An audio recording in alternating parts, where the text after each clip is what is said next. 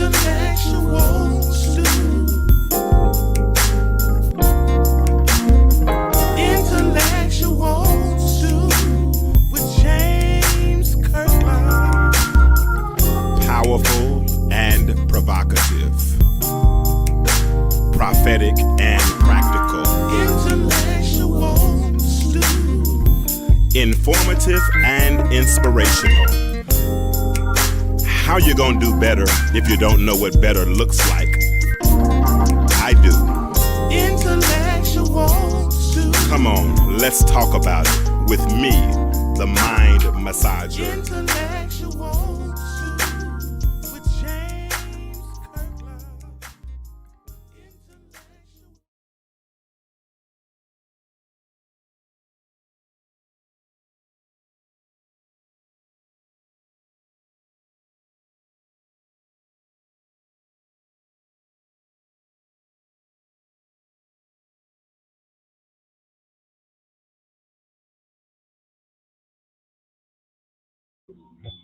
Informative and inspirational. How you gonna do better if you don't know what better looks like? I do. Intellectual stew. Come on, let's talk about it with me, the mind massager.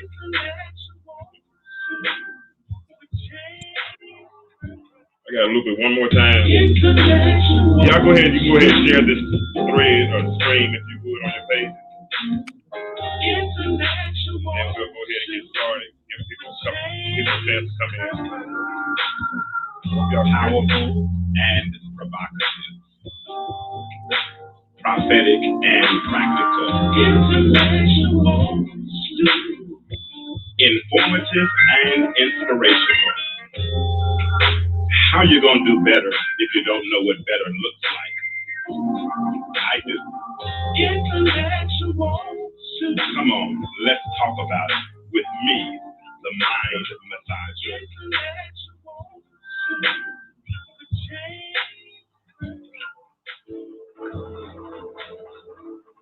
All right, how's everybody? Can everybody hear me? Yes, I Faith, can. you can hear me, Faith? Yes. Yes, can you hear me? Now I can. Okay. Your lips are moving a little out of sync with your actual voice coming through. But Really? no, that time it worked. Do it again. Okay.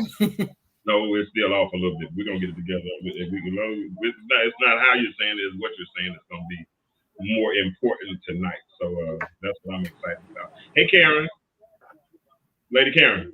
Hey, James. And hi, Faye. Yeah. Was that a delayed reaction? You heard me Can you like was that a delayed reaction? Because you like, I said, hey, Karen, you like, hey. I mean, I was like, it must be a delay or something. I don't know what's going on. Let me turn this football game off. It may be. Maybe a late delay. Okay. What's up, Jimmy? I see Jimmy is in the comments. Listen, Ashley has been dealing with death of a couple of friends, so she had to go and help. Go and help with with funeral arrangements. But she will be here momentarily. Let me back my camera up a little bit because it's all up on my face and I don't really like that close. All right, so no, now it's off to the left. All right, I'm trying to get used to my new setup. All right, so listen, we are gonna have a. First of all, how was y'all's day? Y'all had a good day? Faye, you had a good day? You get anything good? I did. I had a great day. You got the Wonder Twins situated for the night now, so you can spend the next. She Now, really does have Wonder Twins. She got Wonder Twins. Now, I don't know if they're situated, but they don't have bedtime. They do. Do they? Oh. Yeah. My daughter, she's always on time. My son, he sneaks and stays up to about 12 or 1. Oh, okay. How was your day, Karen? Everything was good with you? Everything was good with me. Good day. All right, okay, cool. All right, well, we're gonna try to have everybody. Hey, good night, my cousin Jackie. Listen, everybody that's in the chat right now, welcome to the Intellectual Stew, where we try to spark everyday conversations, just conversations that need to be had, some that haven't been had that need to be had, some that have been swept under the rug, and we have these conversations with the hope and intent of bettering and strengthening our families, because so many things that we don't realize are issues at all really are issues. And last week during our conversation, what did we talk about? Age ain't nothing but a number last week. And somehow we got to start talking about how if a younger lady is messing with an older man, and if her mother were to find out about it, she could become somewhat jealous about it and possibly put the little girl out, knowing that the girl is not prepared for the future. And then the girl ends up living with the older man. And then Faye suggested that we possibly have a show about mothers who are jealous of their daughters. I'm going to be honest with you, Faye. When you said that, I thought that was ludicrous. I didn't think it made any sense. I really did not think that it existed, but I know that through your psychology background or counseling background, I know that you address issues that we probably don't deal with on the daily. So what I did was, because I know you didn't think I was going to do the show that fast, but what I did was I put that question out on Facebook. And that's what I usually do. I'm from the country, so my dad, sometimes when he didn't want to fish or sit in a boat, he would set a trot line. And he'll see who bites that trot line. So I put that little trot line out on last Tuesday or Wednesday, and everybody seems to suggest that it is a real issue that mothers do, not only mothers, but parents become jealous of their children. So I wanted to have this conversation tonight, and I hope some people jump on. So we can really, really discuss this issue tonight. Now, understand this as we get started. My aim, and I don't think our aim, is to bash or berate any mother. That's not the intent tonight, because Karen is a mother, Faye is a mother, Ashley will be on in a few minutes. Ashley is a mother, so I don't think that's the intent to bash mothers, but instead, what we want to do is assist with strengthening the mother-daughter relationship. Am I right? Am I saying that right, Faye? Absolutely. Okay. So with your background, what do you want us to get out of this conversation tonight? Just a better understanding of what we're dealing with, because sometimes a mother, and myself included, I've been guilty. We don't realize some of the things that we may be doing to negatively impact our children. So that, just to give a broader, viewpoint, more knowledge of what can be done to correct that generational, I will call it a curse of passing it on from, mother to daughter down to, now I have daughters, and some of those same, traits that I grew up with, not as many, I know at some point in time, of rearing my children, that some of that negativity may have, passed on to them. And for me, I try to, correct it as much as possible. So just to get a better understanding of how we parent our daughters versus how we parent our sons. Gotcha. And Karen, how many daughters do you have? I have 4. You have 4 daughters? Yes. You got me beat by one, Karen. Back to you. I'm trying to get. I'm trying to see the comments. I'm having that same issue again. Right now, ain't no comments to see so far. I don't know. I went and looked at the settings, and the settings say that you should be able to see the comments. So I don't know why. If I hit can you see comments, Faye? The last comment I see is from Jackie Gray. Good night. That is the comment. That okay. Is the last. So I don't know why Karen has technical difficulties when it comes to seeing these comments. I hope you can figure it out. So we're raising your. Go ahead. I have 4 daughters, and I have 1 bonus daughter, or commonly known as a stepdaughter. So, okay. And was it very important to you to make sure that you had that strong mother-daughter relationship? Absolutely. Okay. Very important. Gotcha. And let me set it up like this, because and y'all have heard me say this. Faye, you might not have, because you just came on last week. But y'all hear me talk about in the past how slave masters sought to promote reversing the nature of how women raise their children. We talked about this the other day, I think, how they raise their daughters to be psychologically independent, and they raise their sons to be mentally weak but physically strong. I know we'll add some different dynamics to that as we go. But what I wondered is, and this is kind of where I got kind of stuck today, did did that psychological independence, in a sense, did it backfire? And don't answer that yet. That's a rhetorical question. Did it backfire and instead of strengthening the mother-daughter bond, it kind of created an enmity between the mother and daughter because now she's psychologically, you know, they use a term about boys, how boys sometimes smell themselves. And when they start smelling themselves, then they want to stand up to their fathers and all those things. So when you got a woman who it has been raised to be psychologically independent, and then a mother has to look at what she raised, is she content with what she raised? And I believe that most relationships are strong relationships. I do believe that I believe that this doesn't happen more times than not. But the problem is that it happens at all. You understand does that make sense? And because it happens sometimes, a lot of times, and Faye, we talked about this, the mother doesn't even realize she's doing it. Mm-hmm. It's kind of expound on that a little bit for me, if you would.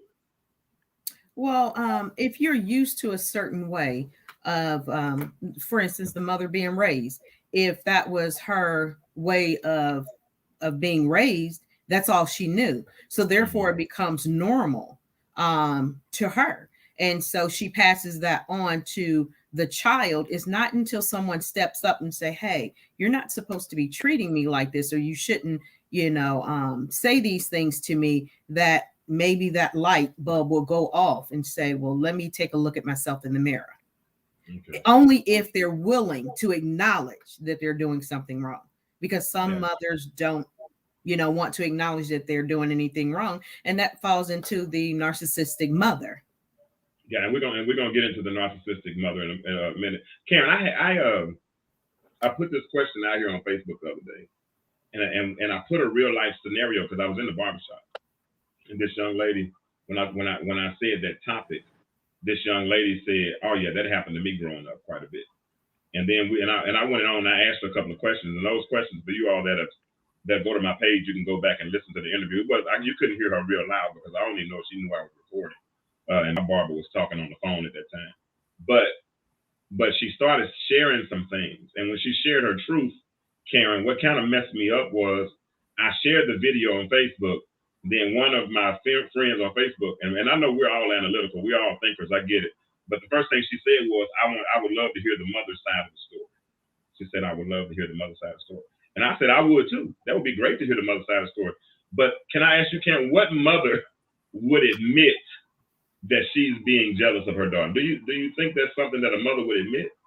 Not readily, no, but one who understands that she is and really wants to heal her family, she will. I have had mothers to admit that and want to get help for their family, but they have to be in that frame of mind. They have to say there is a problem here, and I want it to be helped. I want to be helped. I want to fix the problem that I created. Other than that, no, we won't. and Faye, you said, go ahead. I'm sorry. We won't do it. Right. And right. You're saying, Faye, also that if it is, in order for her to admit it, typically it has to be pointed out by a third party. Is that correct? Yes. Okay. Oh, absolutely. And then, if a mother, admits it and we'll talk about it, it's because she wants her child to heal. Because for me, I feel guilty when I've done something to one of my children, and I have to sometimes, as they say, eat crow and apologize. Or I've asked my children. You apologize to your children? Yeah, and I've asked them to come to me if I've done something wrong. Let me know. If you can't tell me, write it down. If you can't come to me, apologize to your child. Black mother apologizes to her children. I can't believe that. Let me put this in quotations and big bubble quotes and everything, because and I say that jokingly, but I'm really being serious, because I think sometimes we really don't value our children's opinions. We don't address their emotions. We tell them that they're supposed to go through this and they're supposed to handle that. And one day I had to have an epiphany with my little she was 13 then, she's 18 now, and I had gotten on her hard about something. And my response, when I thought about it in retrospect, I said, it's so unfair of me to expect her to know what had taken me 45 or 46 years to learn. And so sometimes we make our children our casualty, and we think that they can handle anything, and we just don't apologize, even when we made a mistake. I remember a time with Trey, and I'm going to back up in a minute and let y'all ladies talk, because I know this is what we're going to do tonight. But I remember a time with Trey, and this is one of the biggest mistakes I made. Trey had played baseball the night before, and Trey was up till 1 o'clock at night. They had a crazy game, right? Crazy game. And he was in magnet school at this time, and so he had a big project due. And the next morning he said, "Dad, can I stay at home first period to finish this assignment?" And I said, "No, you should have finished it. Get your butt on the bus." And I failed miserably, because all I had to do was let him stay home another hour. That was the difference between an A and a B. You know what I'm saying? That was the difference in him going to school full of anxiety because he didn't have his assignment done, a whole bunch of things I could have done. And I'm not even sure if I went back and apologized. I think I would apologize later in life. But to hear you say that you've apologized, that's good. I didn't mean to cut you off either, because you were talking about how you apologize to your kids. Go ahead, do it. Oh, no, you're fine. My bad. Go ahead. Jackie Gray says she apologized. Do you still apologize? Your kids are super grown now. You still apologize to them, Jackie? That's the Karen. Have you ever apologized to your children after you made a mistake? Absolutely. Yeah. I mean, people in the chat, do y'all apologize to y'all children? When I see I want to know that. Huh? When I see stuff on Facebook, you know how people just post things and the end result is negative. Sometimes I'll grab it off of Facebook, send it to my, like, did I ever make y'all feel this way? Did I ever do it to you? I want to know. We're as parents, we're not always right, and we have to understand. Yeah. And so, yeah, I still apologize to my. Is Melody your daughter? Yes. Well, she just said my mom does, so she's validating what you're saying right now. Oh, my baby. Your baby's on. She said my mom does apologize. So good. So that's good. That's a good thing. Melody is and 30. Children, huh? Melody is my 32-year-old. Melody, okay. And children, if any children are listening, listen. Parents do apologize. We make mistakes. A lot of parenting, believe it or not, is OJT. It's on the job training, and some of us get it real wrong with the first couple of children, and then we kind of get it right with the middle children, and then by the baby child, some of us are so tired that the baby child. I don't even care. I don't even care anymore. You do. I know my 18-year-old. She can do what she want to do. We didn't gave up on that little joke right there. She graduated. She's about to graduate because she's graduating in December, so I'm excited about that. But I know my child, as emotional as she is. If we mess up, the one thing that we need to do, and we'll make her melt, is to apologize. But I think so many parents assume the role, because we talked about this other night, Faye and Karen. I want you to get your thoughts on this too. In a minute, we're gonna jump into the 4 reasons why a mother might be jealous. But Karen, I want to get your input on this. Hey Willie, how you doing? How you doing, my cousin Willie? Oh, my family's on tonight. That's cool. But listen. The Bible says, train up a child, right? Train up a child. Hey, what's up, Shante? In the way that he should go, and he would not depart from it, right? When he's old, he won't depart from it, right? But there's another part of Scripture that Scripture says, and I think we get that part wrong. We say, train up. We say, it also says, provoke not your children to wrath. And when you start talking about provoking, that means doing things that's just really that's not even necessary.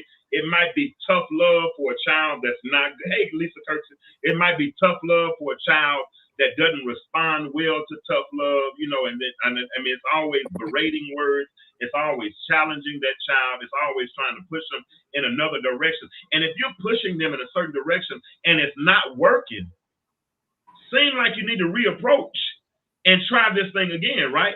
Because we end up provoking our children. Because I see so many relationships between parents and children that are damaged in their older age.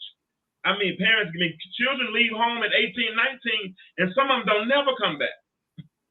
Right. And that's a bad situation. Mothers, it would be a sad indictment to go through life and have all of your adult children live life and never be in the house all at the same time.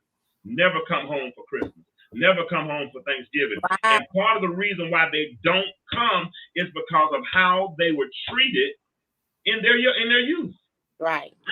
As a 49-year-old man, I have some things that were done to me in my youth that still affect me to this day. You know what I'm saying? Because I remember how I was treated.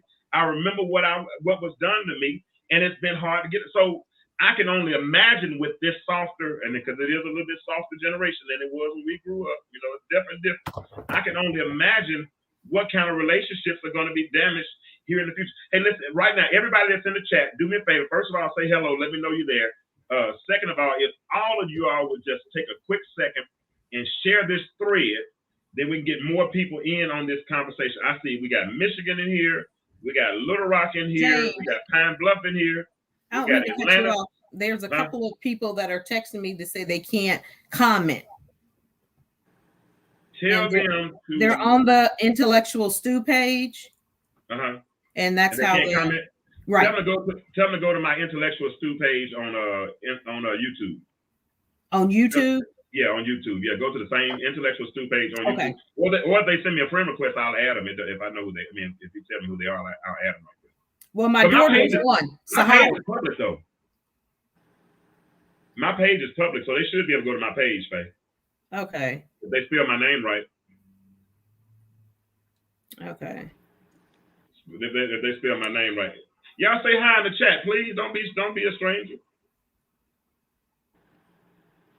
Don't be a stranger, because we get ready to do 4 reasons why a mother might be jealous of her daughter. And then we're gonna get, but we're trying to get some people on. Hey, Latrice, that's my friend, Latrice. Latrice, Latrice, you have 3 daughters. Kamisha, hey, sweetie, you got a son, but you got nieces and nephews. Yeah, tell them to come to my page, and because I want them to communicate. I'm here on the business page. Who is I'm here? It don't say who the name is. It just says I'm here. But yeah, my name is, I'm gonna put the spelling of my name in the chat, and you can go to my personal page because it is a public page, so you should be able to communicate there. But you have to spell my name right, or you won't get me. That's how you spell my name.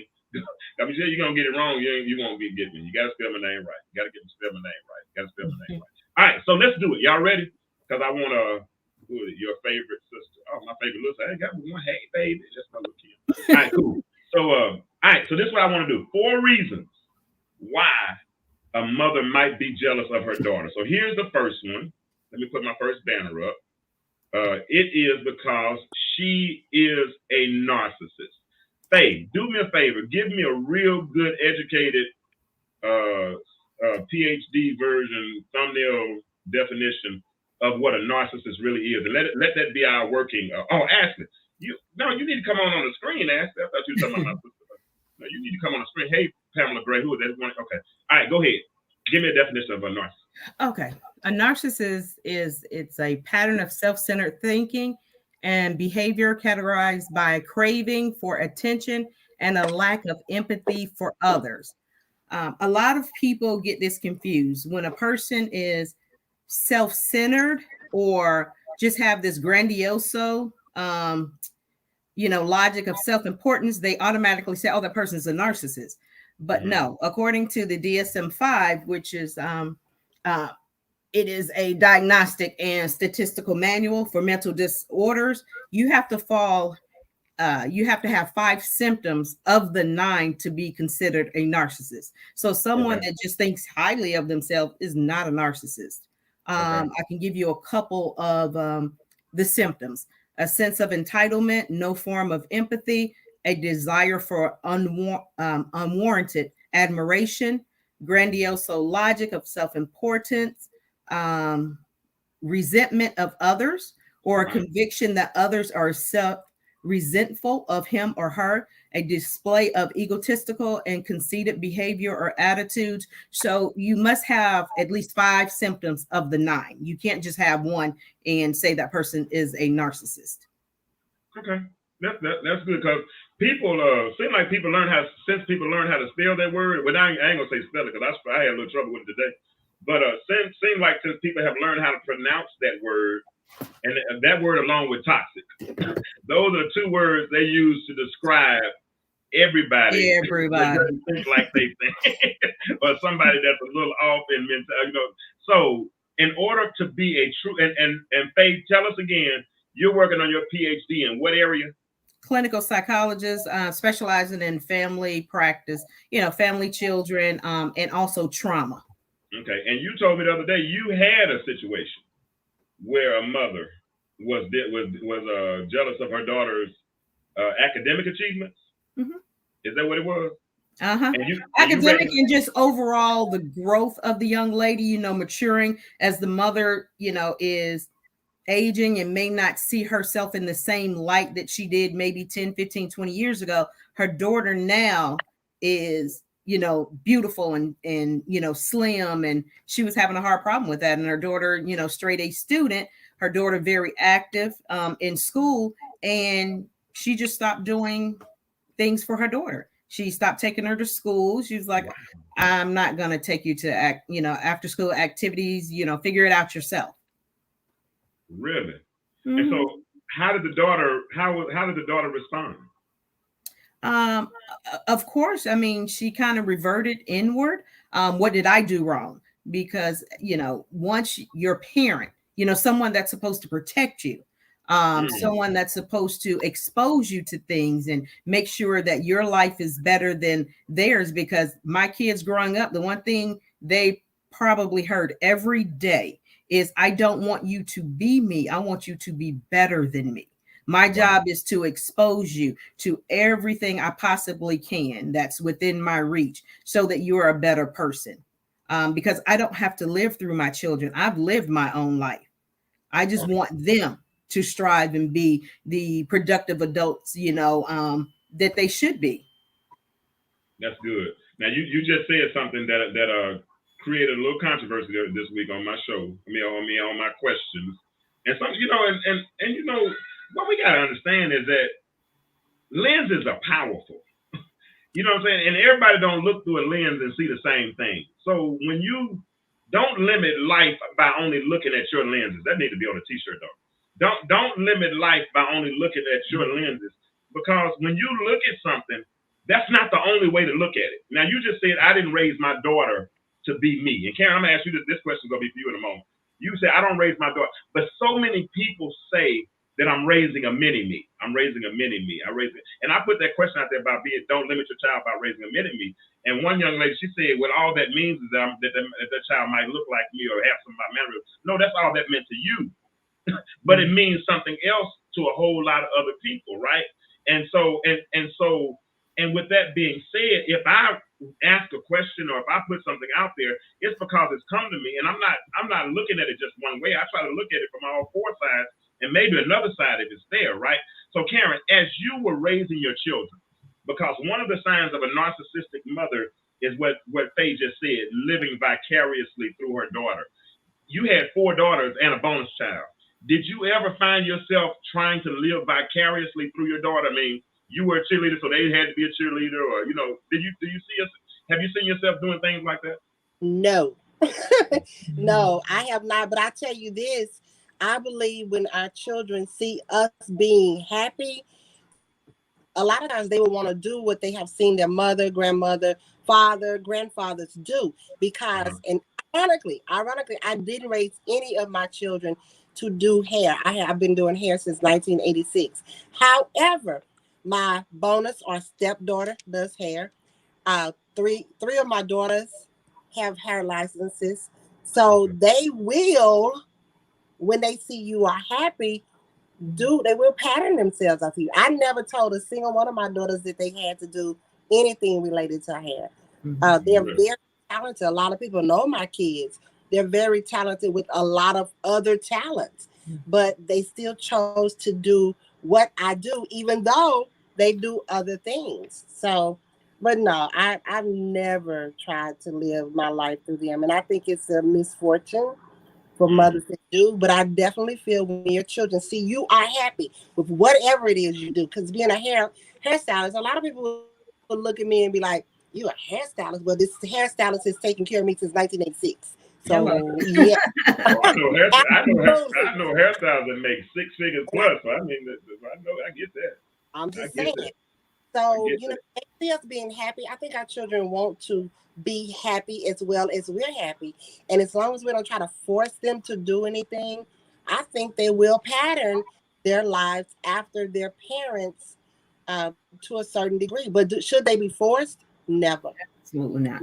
No, man, I know you. I know you're. I've been watching your posting journey forever, Faith. And you got one that's a chef, celebrity chef. You got one that's a. She won a national championship at Ohio State in running and track and field. You got a daughter who we got another. You got twins. One of them is commissioner of the county. Another one is a phenom in baseball. So when I'm saying that to say that they're all diverse, they all do something different. So if you're living vicariously through your children, then you must have been super well rounded as a child, or else you took a chance and let them grow in the direction that they were going. What do you think? No, they had to grow in the direction where they were going, and especially having girls, because I didn't want that resentment, because there's enough pressure with the mother-daughter relationship. So I never wanted to press my children to do what I was doing. You know, my first, for the past 30 years, I'm also in finance. You know, I have a degree in finance. So I was in finance for years, and I would actually push them away from finance. This is not what you want to do something else. But you know, my oldest daughter came to me. We were trying to get her registered for college. When she was about to graduate, she came to me out of the blue and said, I think I want to be a chef. And I was like, where is this coming from? And she was like, I don't think I want to go to college. But I've always told them, you don't have to go to 4-year college. You don't have to go to 2-year. You can go to trade school. You have to do what's for you. Mm-hmm. Just because I went to college don't mean you have to go to college. So she went to culinary school. She ended up, doing her internship in Turks and Caicos. And that's what she wanted to do. And very happy for her. Now she's, also she works for Delta Airlines. And then, of course, Sahara, my middle daughter, she's a lawyer. Totally opposite of what, I did. But my thing is they had to figure out their own life's path. And I couldn't do it for them. My job is to be here to hold their hands when they fall, to, pick them back up, to give them the tools, to, give them the guidance, but not for them to live, not for me to relive my life through them because of something I didn't achieve when I was younger. Is that why they do it? Because it was something that they didn't achieve, or is it something? I mean, why do you think that? Well, look at fathers. They push their sons in football and basketball because they never went pro. So now they're trying to get their child to go pro. I mean, it's the same with some mothers, if they feel like they didn't accomplish whatever that goal was, like you said earlier, cheerleading. Hey, now I want you to continue to cheer because I cheered. None of my children played basketball. I played basketball from the time I was itty bitty, even in college. None of them played. They all sucked at basketball, but they found their own path. Okay, and that's the key. And that I always, and hey, people in the chat, I thank y'all all for listening for real. Like I said, if everybody would please share this thread, we can get this conversation really going. It looks like we're on the way. I got Miss Ashley G here now. What's up, Ash? Hey, Ashley. What's going on, y'all? How y'all doing tonight? We're doing good. Now everybody's doing good. We're talking about 4 reasons why a mother might be jealous of her daughter. The first one was because she's a narcissist. And now we're starting to talk about some of the signs of a narcissistic mother. And one of the first sign was one who lives vicariously through her daughter. What do you do, Ashley, and I use a term that I don't like to raise robots. What do you do to avoid that whole thought or that whole idea of maybe raising robots, but instead pushing your child in the direction of what she's passionate about? When you say raising robot, robots have to be programmed. They don't have brains. Oh, I got you. Okay. Think, you know what I'm saying? So your robot does what you program it to do. My child is on a totally different path than what I was. My mom was a little bit stricter than I am on my daughter. So there are things that she gets to experience more of that I wasn't able to. If that makes sense. So I allow her to make some of her own decisions, while still trying to guide her in the right path, if that makes sense. Yeah, it makes perfect sense. I'm gonna ask you a question too, Ashley, because you're behind, so you got to catch up on your question. Okay. And I'm gonna ask everybody else in the chat this as well. Sorry, I'm late, y'all. No. We know what's going on. Hey, everybody pray for Ashley. Ashley has 2 people very close to her that have experienced that have passed away. So she has been trying to help arrange funerals and all that kind of stuff. So so no, Ashley had a pass, but she came on, and I appreciate her diligence. But I want to ask this question to everybody in the chat as well as the people on the panel, because we're talking about living vicariously through your child. That means that you probably had something missing and you want to make it up in the next go round. Can I ask you this? Do you trust your children enough to make a mistake, even when you see them about to make the mistake? But because they thought it out, it was their plan. Do you trust them enough to make a mistake? That's the question for the people in the chat right now. That's a yes or no question. Do you? And if you want to expound on it, please do. But do you trust? Because living vicariously through your child sometimes will prevent them from making the mistake that you made. But making the mistake that you made has actually made you who you are right now. So, Ashley, do you trust your child enough to make a mistake? Yes. And sometimes when she gets to doing certain things, I may ask her why. Why did you choose to do that? Good question. That's a good question. And when I ask her, and sometimes she'll pause for a minute, and it's almost as though she already kind of knows, based upon my questioning, that it may or may not be the right thing to do. But I always pose the question, why did you think that was the right thing to do? That's good, Ashley. That's good. And what that does is it opens up a dialogue. Mm-hmm. Right? Mm-hmm. I mean, for instance, if I send somebody some directions, right, long before the GPS came around, and I'm talking them there, if I know landmarks, I can get you to me, right? Because I can talk you through it, right? But I won't know that unless you say, hey, I'm right here by the 7-Eleven, right here on the corner of 4th and 2nd and 3rd. But if I don't talk to them and know what they're doing, then I can't correct those mistakes. Let's see what some of the commenters are saying. Karen, Anthony McCreary said, definitely want my kids to find their own path in life. Partly why I don't have nor want a junior. Oh, that's interesting. He wants his child to have their own name. My son has my name, but he definitely has his own path. That's interesting. Good answer, Anthony. Janet said, because I asked the question about, do you trust your children enough to make a mistake? She said yes, but it's hard when you know what the outcome would be. And my only response to that, Miss Murray, would be, you knew you lived through it. And if you live through it, you gain. There's nothing like the power of experience. When Paul even talks about in the Bible about experience, he says experience is what helps make patience. It's an order in that thing. You get experience first, then you get patience, and then patience ends up making this perfect work, right? Because I've been through it. Now that I've gone through it, I know I'm able to go through it, right? And so that's what's key and critical. Let's see what Pamela Gray said. Pamela said, and I appreciate everybody's listening. Okay, Pamela said, mistakes are opportunities to develop and grow. So many times we don't want our children to touch the stove.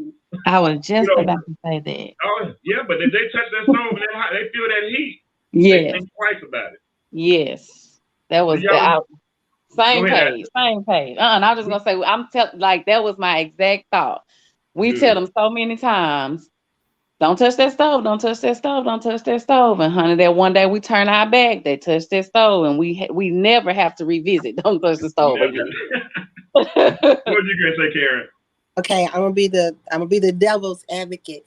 Your question is, trust your child enough to make a mistake. In a devil's advocate, I'm gonna say no.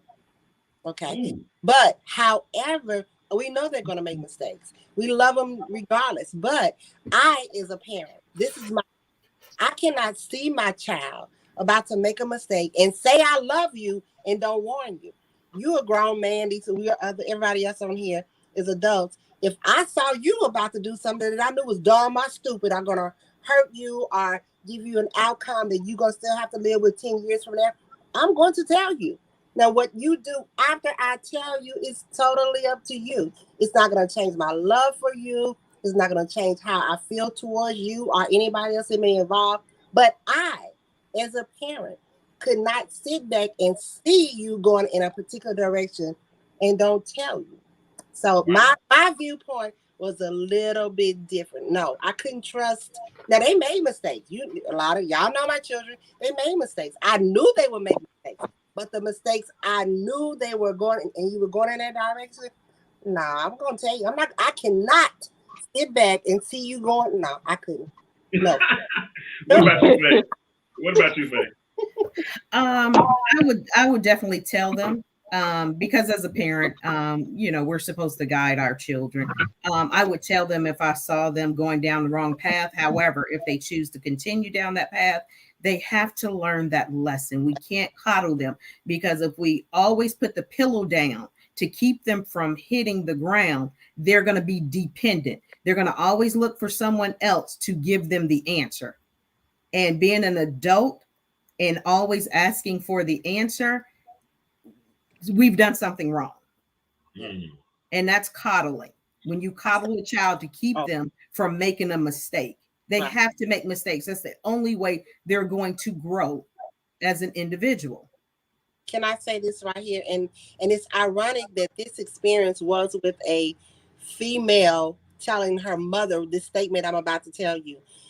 There were some things that happened in the young lady's childhood. And this is what she said to her mother. She said, but you were the parent. You were supposed to know better, and you didn't tell me better. That's why you have to tell them. And then after that, they're adult age or whatever. Some people, like you said, we put them out at 18 or 19. They have to live with these decisions. But I still feel it is our responsibility them to tell them, and then after that, Hey, I get it. You gotta lay in it. Oh, no doubt. I'm probably, I don't know if we're talking. I mean, I guess it's case by case. Do me a favor before I say what I'm going to say. Ashley, read what Amir said right quick for me.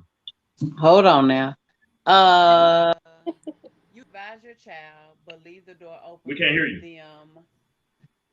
To make their choices. If that choice ends up being a mistake, it only validates. Hold on. Keep going. Read the rest of that, because I don't have my glasses on and it's getting blurred. I got you. Validate you advise your child, but leave the it. door open for them to make their choices. If that choice ends up being a mistake, it only validates the notion that mom and dad know what they're talking about. That's good. That's good, Amir. Appreciate you. Amir always comes on with good stuff. I can't wait till we start we're gonna start another show soon. Yeah, that's good. And listen, there's no right or wrong. Now the way I'm talking about doing it, I did it with my son like that, but I handled my son totally different. And my son, like I never will forget, there was a time that he had to make a huge decision regarding his baseball career, his second year of college. And when he called me, one thing he had done, Faye, before the conversation was he had a long, drawn out conversation with himself, and he had really thought this thing out, right? So when he called me, first thing he said was, "Dad, I was thinking." Now, when he said, "Dad, I was thinking," I stopped listening. I'm gonna be honest with you. I was done. Whatever I was doing before he started talking, I went to doing that. And so he went through his whole little spiel about what he was thinking and yada, yada, yada, and all that kind of stuff. And I said, "I think and I hung up the phone. And then he called back, "Dad, but what do you think?" I said, "Don't matter, you thought." And I left it alone. And my thought process was, you live with that decision. Because guess what? There's not only one answer to anything. I mean, like right now, I live in Atlanta, right? And if I want to go to Birmingham, I can jump on I-20. That'll get me there faster. But I can also go up 75 to Chattanooga. That would be stupid. But and jump on 240 and then 24 and then come down 50. I can go a whole other way. It might take me 4 hours. But it's a lot of ways to get to the same thing. The thing that I want my children to get more than anything is experience through whatever situation it is. So whatever. So I'm not saying that it's right or wrong, but I get what y'all are saying. Now I think if I see he's going to get hit by a car, I'm not going to tell him to go out there and get hit by a car or something stupid like that. But that's kind of case by case. Let's look at some more of somebody said that's a great point, Faye. That's why you talk to your kids. Shantae said, Janet said, let's be clear, life mistakes, not detrimental life mistakes, hurting people, breaking the law. Exactly. That's where I'm at. That's why I'm with you on that, Janet. But life mistakes, I'm gonna let them bump their head and keep on moving. Anthony McCreary said, the best thing that ever happened to me was my mother cutting me off. I learned how to grow but I didn't have a choice. Okay, so everybody is different. Everybody is different. Let's go to the next sign of a narcissistic mother. And listen, those that weren't on at the beginning, we are not bashing mothers. Our topic is mothers that are jealous of their daughters. And one of the first reason why she might be jealous of her daughter is because she might be a narcissistic mother. Faye let us know at the beginning of the show that in order to be a narcissist, because so many people throw that term around so loosely, in order to be a narcissist, there are 5 of 9 categories. Can you give those to us again right quick, Faye? Because we got a lot more people on right now. Give us the 9 categories one more time, please. Grandioso logic of self-importance, a fixation with fantasies of infinity, control, brilliance, beauty, a credence that he or she is extraordinary and exceptional, a desire of unwarranted admiration, a sense of entitlement, interpersonal oppressive behavior, no form of empathy, resentment of others, or a conviction that others are resentful of them, a display of egotistical and conceited behaviors or attitudes. Okay.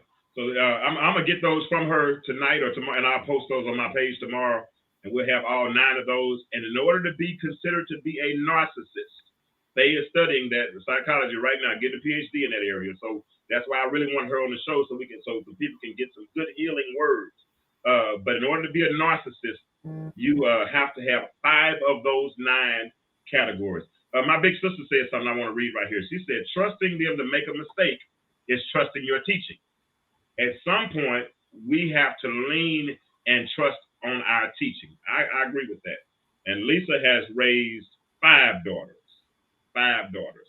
You got it. I mean, I believe that's biblical. Train to trust. You trust to train. You train to trust. Go ahead. Come on, devil's advocate. Advocate again.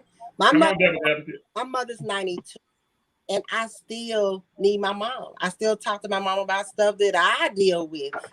And I will until the day she dies. She will forever be training up her child. I am her child.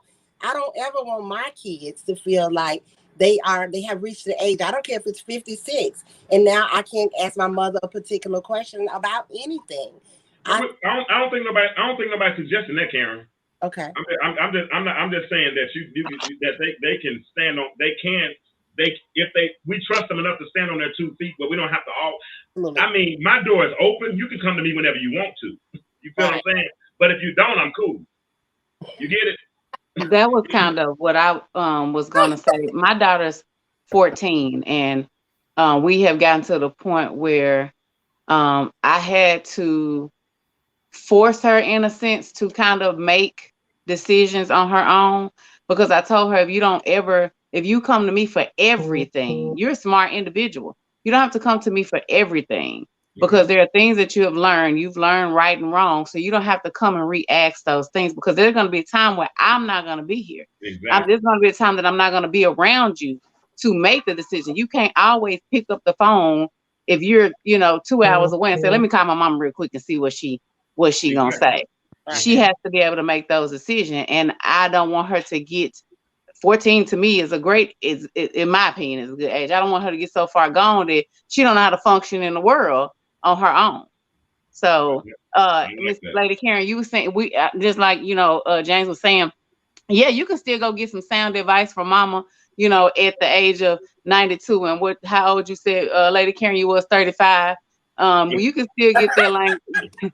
You can still get that information from her. But I know that your mother has taught you enough stuff for you to be able to, stand on your own 2 feet. But you may have to go back and revisit some of those topics to get, just a little bit of reassurance, maybe. That's it. I've never been 56 before. My mother has. Right. So there will always be some things that, as long as she lives, that she has experienced that I haven't. And again, everybody's not, not in that place, but I love the fact that her door is open and I can go sit on her couch. At least I could before COVID. She let me come now. Yeah, but I think you're arguing a different point though, because nobody's not saying what you're saying. Because I'm still gonna go to my pops right now. Carmita Barnett just said something. No one is saying that. She's saying if you train and raise your children right, you can trust they will make the right decisions. Sometimes their choices might not be the best, but they won't grow from the experience. That's exactly what I'm saying. Now, like I said, now, am I the little devil on their shoulder or the little angel on their shoulder steadily saying, do this, do that, do that? No, I want them to make their own decisions. Okay, let's move on to the next topic. That's a good one. First sign of a narcissistic mother that she lives vicariously through her daughter.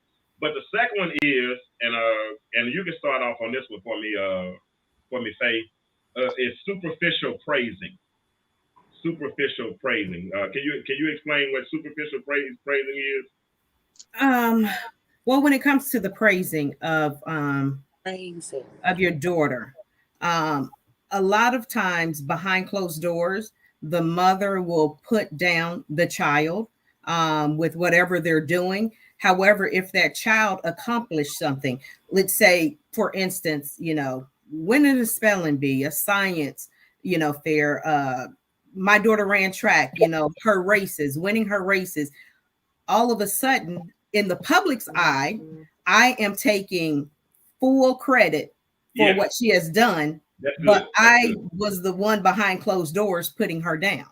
Yeah. And that's superficial praising. So that's taking all of the credit, going back to one of those characteristics, symptoms of being a narcissist. You're taking credit for somebody else's work. Wow. When all along you weren't there to support that child the way you should have been there. Yeah. That's good. Ashley, you want to add anything to that? I don't. Sister Faith, Dr. Faith has done enough. But and that's what it said in the notes. A lot of, because I know parents that'll post their children on Facebook to talk about, but won't compliment the child face to face. To put that put them out there and to say, look what my child did. But I put the child don't even look at Facebook, because children don't do Facebook. Children do everything. They do Instagram. Instagram. They say Facebook all people and all this other stuff. And then, but we put them on Facebook talking about their accomplishments so that everybody can say you're such a great parent, or that you did such a great job, or you did this or whatever. And that child is suffering inside. That child could care less about you posting them on Instagram or posting them on Facebook. They want you to come and literally put your hand on them and say, hey, good job, or whatever. Or when I make a mistake, praise me when I'm down. You know what I'm saying? Give me something to lift me up when I'm having a bad day. You know what I'm saying? And that's what I was talking about earlier with that whole OJT parenting thing.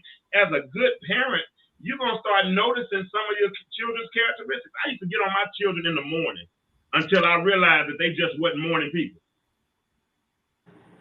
So if they're not morning people, how can I expect them to wake up having a good attitude? So actually, what did I do to adjust? Instead of just coming in at 7 o'clock trying to make them wake up, I go in their room at 6:45, turn on the light, and say, hey, wake up, and then walk away. And let the light do for the next 15 minutes what my voice would do that would end up making them mad, getting them up with an attitude and all that type of thing. Because we give these children superficial praise, and the sad part about superficial praise is that superficial praise is just that. It's superficial. And they can tell when it's not authentic. And when it's not authentic, children start to hold grudges. That's why I'm really big on that whole piece right now. Provoke not your children to wrath. You can prod them. You can point them in the right direction. You can do all of that. But when it comes to provoking them and provoking them to wrath, where they're sitting up at night thinking bad thoughts about you, saying, I can't. The saddest indictment is when a child says, I can't wait to leave your house. Because some of them are leaving and are never coming back. That's what's going on. They're leaving and never coming back. And we got to figure out how to make them, we have to make them happen. Cynthia Williams said, I've seen this done by my sister with her daughter and son. We run them off, want to be so tough, want to be so hard. I never would forget my ex-wife. One day my son was having me, we still were learning he wasn't a morning person. And she jacked him up against the wall. I mean, jacked him up against the wall. And I said, oh, don't do that. Why not? Let me handle that discipline part. Let me get that one, because he's going to need a hiding place, because I'm going to put my foot so far up his butt over these next 9 years that he's going to need somebody to hide to, or somebody. And now they have the best relationship in the world because I started taking on those types of roles. That's a balance that has to be had. We got to have a balance. They can't just always be berated, and then taken down and talked down to all these times. And then you talk bad to them all year long, all week long, all month long. And then as soon as they make a straight A report card, then you want to put it on Facebook. My child got a straight A. My child did this. My child's so smart, but you ain't went in there and encourage that child in your own home. You let the whole world know, but you hadn't went in there and said anything to them. I think some of the way that people parent now is based upon how they were parented. Okay. And so, and not realizing that this generation that we're dealing with is a whole different generation in which they deal with different things on a different level that we didn't necessarily have to deal with. Whether it be bullying, whether it be your sexuality, whether it be wanting to cause harm, just a whole lot of stressors that they deal with that we didn't have to deal with. And I think that because I had to make an adjustment in my parenting because I was parenting like my mother, and not saying that my mother was not a good parent, but there were some things that it's almost like the do as I say, not as I do. Yeah. That had to go out the window because you can't effectively, to me, you can't raise somebody on do as I say. Now, where is the example? Absolutely. You want to try and set an example, but then it's like, well, I'm out here cussing, fussing, blowing up stuff, stealing, but then I want you to lead the path to righteousness. I want you to do that. And so I think that, and if people don't make a conscious decision to examine the way that they're doing, then, or nobody ever calls them out on it, then they can't make the proper adjustments to it to be able to not be like their parents. For my child, one of the things that I wanted to do was listen to her more. Because she has an opinion. Just because she's a kid doesn't mean that she doesn't have an opinion and have a voice, whether it be about her life or something else. And so instead of trying to hush her, I started trying to listen more to what it was. And so I think that because some people have not learned to transition and change their way of parenting, they think that we have to be like our parents were, super strict. You can't go nowhere. You can't do nothing. These kids can't be confined to the house like we might have been confined to the house, because that sends them into a stage of depression and we may not want to talk about God and the enemy, but the devil is attacking our youth because they can't get to the adults. And so if I can get to the kid, then I can cause whatever confusion and discord inside of the household. And ultimately, I'll be able to get to the parents. And that's a whole nother story. But that's kind of my opinion on it. That's really, you said some good stuff in there. And Faye, let's pick out a nugget of what she said. Do you find that a lot of the parents that you deal with in your counseling sessions, do they have the do as I say mentality? Absolutely. Especially our generation. Guilty, finger up, guilty of that. Because I have a very strong personality, and I expected my daughters to have the same personality that I had, and they just didn't. So then it became, okay, well, since you're not as strong as I am, just do what I say, just follow what I do, but not giving them that room to grow and, come to me and say, well, I don't want to do that. So it took my daughter, pointing it out. It's like, okay, Mom, it comes off as controlling at this point.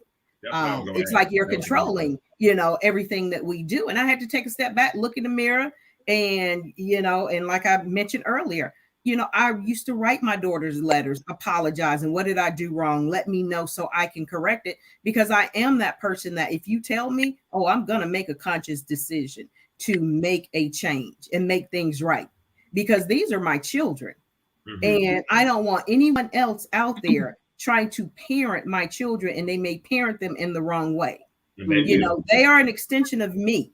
And without my kids, my kids are the most precious thing in this world. And for me to not, give them whatever they need, for me to not be there to support them, for me to not be there to listen, to love them, who am I as a mother? What type of mother am I? That's good. Karen, you want to add anything to that? I definitely agree with everything she just said. I can't add anything to that. She put a big smile on my face. But you know what? But you said something that's key, and that was my point with the mini-me post the other day. I think sometimes we want to raise ourselves because we're afraid of losing control and them becoming who they want to be. And I had nothing to do with that. You know what I'm saying? Isn't it interesting how roses, because they grow so wild, they're planted in a box? But the interesting part about them being planted in that box is they can grow any way they want to within the confinements of that box. And I think our children should be given the same liberality. Now, my son is 23. My baby is 18. Parenting him is totally different than parenting her at 18. Their mentalities are totally different. He was baseball. He was structure. Even through college, he would, if he had a syllabus, he would finish all his assignments 2-3 weeks before the semester was over with, right? My baby, she's like me. I'm finishing the paper on the last day. You give me a 10-page paper and a rubric and tell me I got to have 7 sources. And I promise you, I'm going to start about 9 o'clock that morning. About 12 o'clock, 11:59, I'm going to probably be hitting spell check. And I'm going to be sending that thing through. But I'm still going to get an A because that's how I roll. And that's how she was. So you can't parent those children the same way. And then you get upset when you see a different avenue to get to that outcome. All I'm looking for is the outcome. As long as that 3.8, 3.9 come through, I could care less how you got that 3.8. As long as you wasn't cheating and doing all that kind of stuff, But that's being able to, as my sister Lisa said a minute ago, trust what you trained. That's mean, because I trust my training. I ain't gonna lie, I do. I know I put stuff in them because one day my daughter was writing a paper and she said something about my dad. My dad always calls me a thinker. Yeah. You're right, because I want you to process that thing from the front, from the back, sideways. These lenses are bifocals, right? But I can only see what they allow me to see. If I take them off, I can't see as good, but I can still see, right? So that's how life is. We got to look at life through lenses, and then and we see what's on the other side of those lenses. We have not gotten through any of my notes tonight, so I hope y'all let me part through this thing again next week if y'all are available. We might end up playing with the time a little bit because I know I got several other people that want to get on too, and they say it's just too late here in Georgia. And D. Carlos Tucker, if you can't add nothing to the conversation talking about this lovely screen, he said all this lovely on the screen. We need more ladies' nights. I get it. We're gonna have some more ladies' nights too, and they are lovely. But leave my friends alone. All right, so I'm gonna give one more character sign of a narcissistic mother, then I'm gonna move on to the effects of the narcissistic mother on her daughter. This is one that I thought was kind of critical. Is excess dependency. That's when the mother is excessively dependent on her daughter, and so therefore, because she's excessively dependent on her daughter. Faye, you want to explain that one for us, please, ma'am? Or you want me to keep on explaining? Well, for the jealousy factor it's actually the daughter being dependent on the mother. Okay. The mother tears the daughter down so much to where she can't think on her own. She can't make decisions on her own. So then the mother feels this sense of you can't live without me because you have to come to me for everything. And that's the breakdown of the independence in your daughter. Okay. Now, on the article, it said many narcissists want their children to take care of them emotionally, financially, or physically for the rest of their life. That's when they get older. Yeah, when they get older. Okay, okay. But you have to develop and foster that first. Okay. That's usually later on in life. because Okay. then they feel like you owe me, you owe me something. Okay. And we don't, I mean, as a child of my mother, as my children of me, my children, I tell them all the time, you don't owe me anything. That was my choice to have you. And so as a mother, I have to make sure that, you are raised properly and give you the tools. When you become successful, if you choose not to do anything for me, that's fine, because you don't owe me anything. However, if parents, what they don't realize is, if you've done all that you could do for your child within your means, you've loved them, you've nurtured them, you've guided them, they're going to naturally take care of you anyway. Right. You don't have to ask them for anything, but a child doesn't owe you anything in life. Right. Absolutely nothing. I think you see that happen a lot with parents who have either been on drugs or make their children feel like they made all of the sacrifices out in the streets for them. And so I think they play on their emotions, especially if they're trying to get a relationship, regain a relationship with their long lost, mother. Maybe they was raised by the grandmother. And so now I'm trying, she may have been given up. So now I'm going to play on the emotions of, I've gotten this I'm here and I did all of this stuff out in the streets for you. And so I think you see a lot of what Miss Faye just said with people who may have experienced some type of trauma that ultimately resulted in their children not being with them. That's deep to think that because I had my grandmother, but I don't think it was out of narcissistic behavior. It was just probably a fear more than anything. But I remember one of her youngest daughter, because my grandma, she probably has 20, 25 years difference in ages, whatever. But my youngest aunt had an opportunity to go somewhere way off to college. And my grandmother was like, no, you can't leave me. You can't go that far. Now she had plenty of other daughters that would be there to take care of her. So it wasn't about her worried about taking care of them. It was just more so than anything, just her letting her leave and go to California, wherever it was that she was wanting to go. But let's move on. So let's look at the effects of a narcissistic mother on her daughter. Let's look at the effects of a narcissistic mother on her daughter. One of which says that the relationship doesn't resemble anything like traditional love. It doesn't resemble anything. A narcissistic mother, her relationship doesn't resemble anything like real love. It's because the daughter feels like she's fighting. She seems like she's fighting a constant losing battle, and she spends most of her childhood feeling confused, alone, or frightened.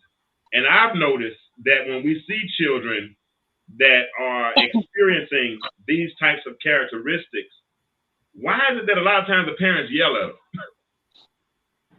You know what I mean? I see them, they yell at parents and be like, why are you so quiet? Why are you not talking? Why are you not doing this? And that child could be literally, have you seen that before? Hey. Mm-hmm. Oh, absolutely.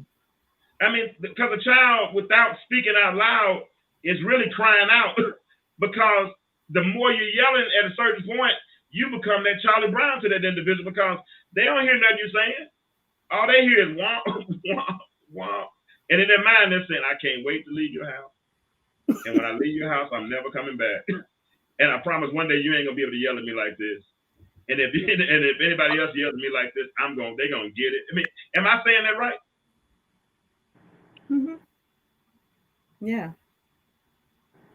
But I think the yelling is just another way to control. Okay. Control the child. Speak when I say speak. Be quiet when I say be quiet. The child may not want to speak at that moment. You may have a child that's an introvert.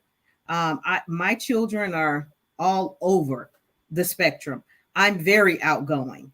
I have, my oldest daughter, she's a little shy, but, she can be outgoing. The twins are both introverts. They're so different. My middle daughter, When she's out, she's the life of the party. However, she also has that side where she wants to just be alone. Leave her alone. She needs her quiet time. So you have to figure out, your child's personality. You can't expect them to, it's almost like talking to a dog, bark when I say bark, type thing.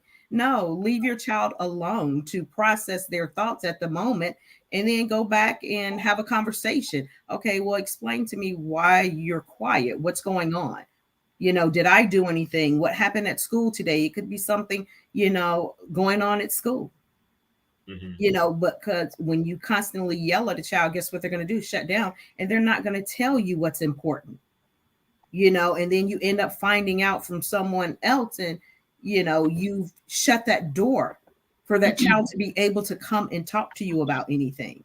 I have kids that, sometimes I'm like, oh God, you're telling me way too much information, keep some of that to yourself. But, I've had relationships where they came and told me things that I may not necessarily wanted to hear, but I needed to hear. But you have kids that are afraid to even say anything to their parent because the parent has created that scenario. Wow. Created that scenario. And they create that scenario over time. Because when you look up and the child is 15 or 16 and is a total recluse, and, and just quiet in the room all the time, with the lights off and always on the phone, always closed, but as happy as I don't know what when they're at school, or as happy as I don't know what when they're around their friends, but then they shut down when they come back. I've seen it happen before. And I think, like you said, that atmosphere has been created by the mother or by the parents or whatever, and we never work. So at what age do you think we begin to lose them? Oh, that's hard. That depends on the child.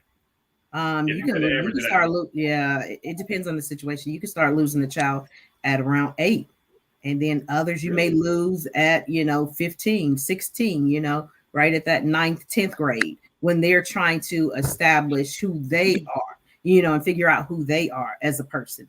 But you can lose a child as early as 8. Imagine, if you're always fussing at that child from the time they're 2, by the time they're 8, you're looking at 6 years. They start to shut down, and you can lose a child that early. Wow, that's deep. I would say I definitely agree with by 8, but I would say a little earlier, because once they start going to public school, whatever that means, whether it's a 4-year program or kindergarten, when other influences start coming in, absolutely, they start making a decision on who is going to have the greater. That's good, Cameron. Start drifting off, at that time. That's good. And that's Ashley, were you gonna say anything to that? That's good, Karen, what you just said, when other influences come in. And I think that's our job, or should be our job as parents, to insulate them enough and to strengthen them enough within, so that when other influences come in, if they're adverse influences, then our children should be able to recognize I think the new thing now is the red flag. Our children should be able to recognize those red flags and say, hey, that's against my parents' teaching, or that's against, but that's only when we've taught them in love. I think there is a very, very, very fine line between discipline and abuse.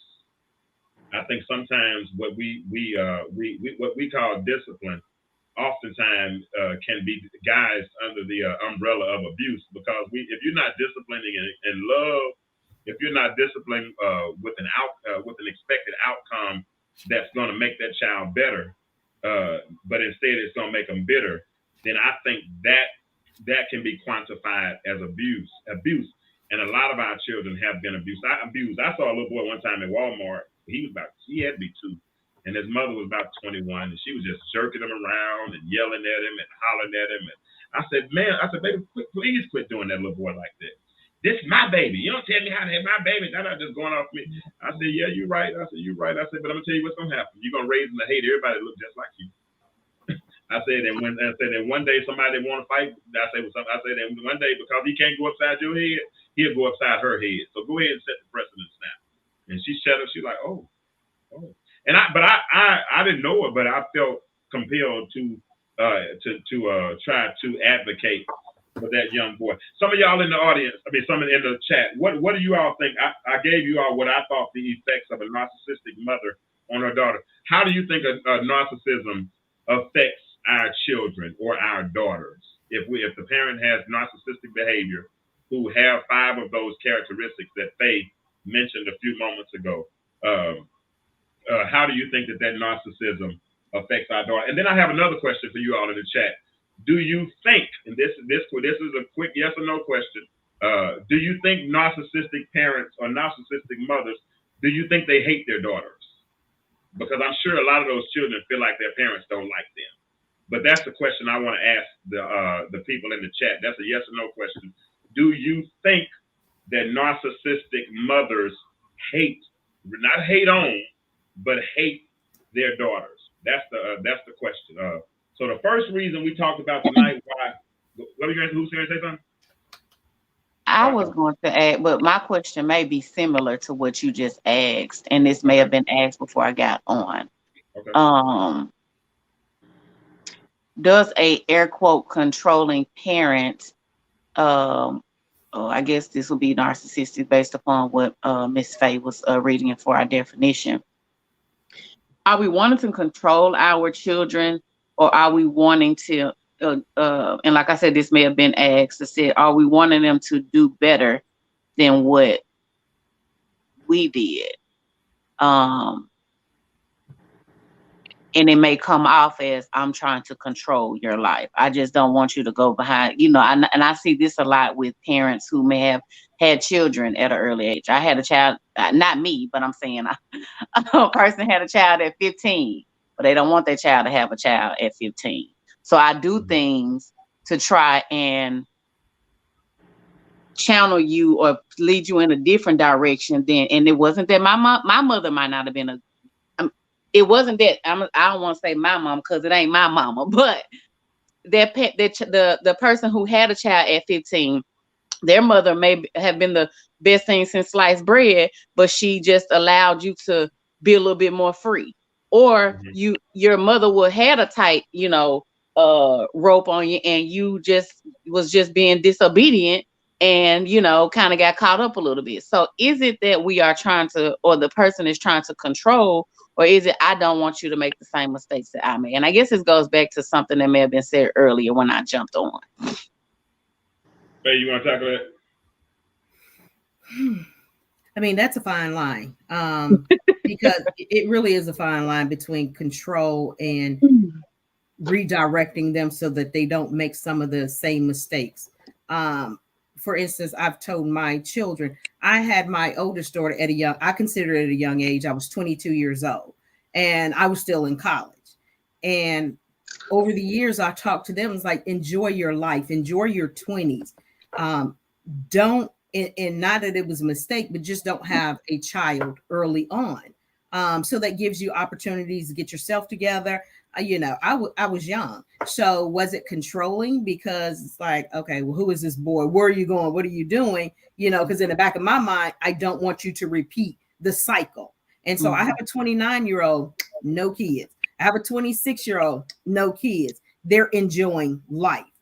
So the things that I did to prevent them from not having a child early on, and for me, I had to stop school and then eventually went back to school, and it didn't stop me from doing what I needed to do because I'm working on my PhD right now, but it did delay the process. And I just wanted them to enjoy and and mature, and not be a young parent. So yes, in a sense, you can look at it as I kind of controlled the situation, but it was really looking out for them, at the same time. Okay, Janice, she said that was me. Now, Janice and those in the chat, I really appreciate you all for your transparency.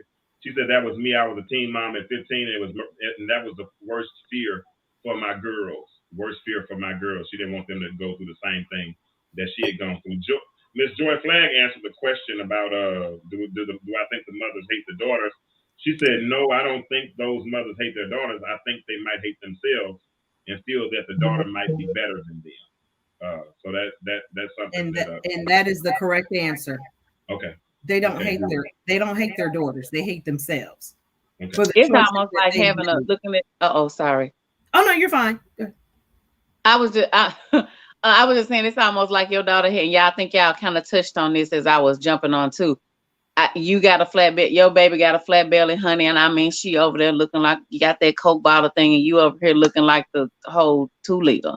And so her face, I mean, y'all look alike, you know, on the face, and they be saying you look just like your mama. Well, back in the day when she had that same body, and now I'm over here looking like, ooh, I'm envious of what, because my child got this body that I had back in the day, and I'm still working on the baby fat, and she's 16 years later, I'm still trying to get rid of the baby fat. And so yeah, it happens. I mean, sometimes and sometimes it's much more extreme than others. Sometimes it's, you know, in a joking, playing way, but sometimes it can be a sickening thing. Wow. Oh, Hey, absolutely. can you read that? Can you read that, Ashley? I have a friend whose mother blames her for stealing her youth. Okay.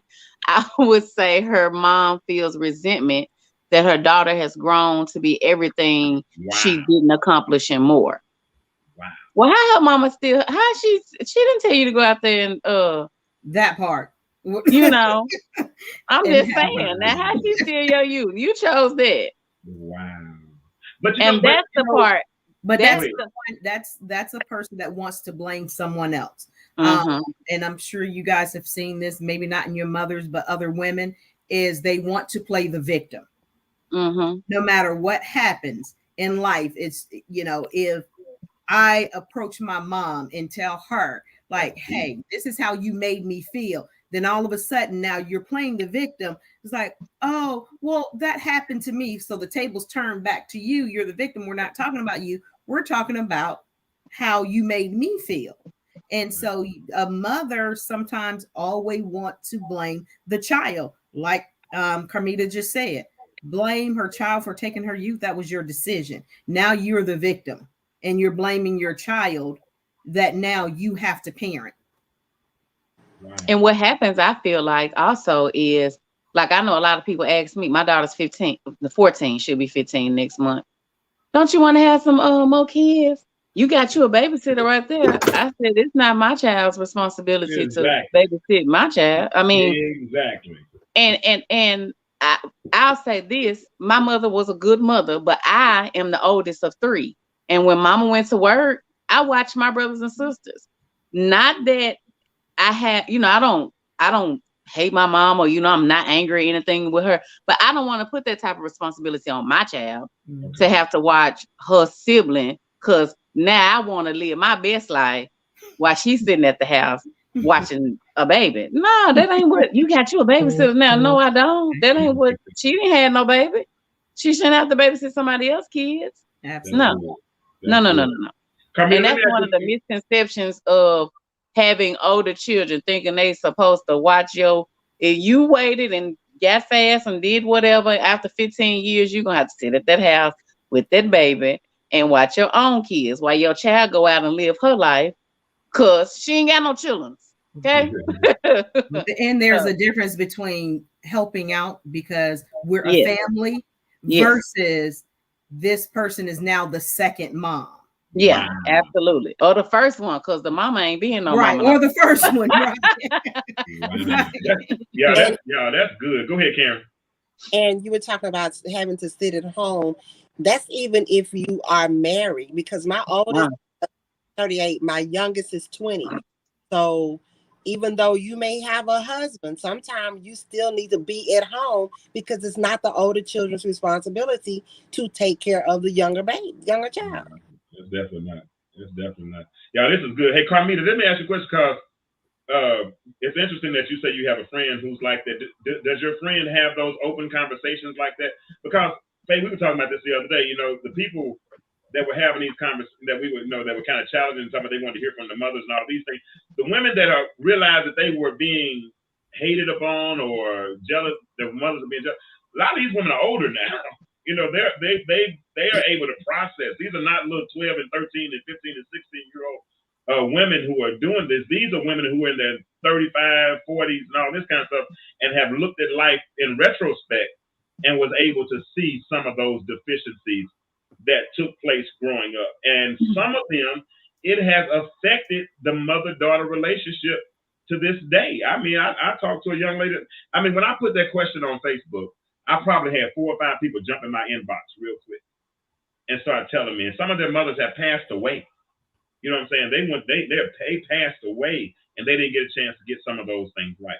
Carmita said, yes, she's very open for to sharing her story to help others. Hey, have her contact me, because we're going to do this show again next week. I'm going to tell you right now, because I'm only on point 1, and I got about 2 or 3 more. All right, so listen, I'm going to go to point number 2 right now. Ladies, I'm going to back up. Ashley, I'm going to need you to facilitate, because I need to listen on this one right here. The second point, I'm going to put it on the stage, whatever you want. You know you my help. Jesus is my help when Ashley is not here. So, well, so let me ask a question before you go to, I'm sorry, to your next thing. Oh, not ask a question, make a statement. When when someone said about how the mothers are versus then, one of the things that the mothers are doing now that they were not doing that they were doing back then, that they were not doing, they did not allow their children to speak. If they had been asking questions back then, like we try to ask questions now, and if you're not doing that with your child now, I ain't got no PhD, but I'm sure Dr. Faith would agree. If you are not asking your children any questions now and allowing them to have open conversations about the opinions and the feelings that they should have, whether it be male or female, you should implement that.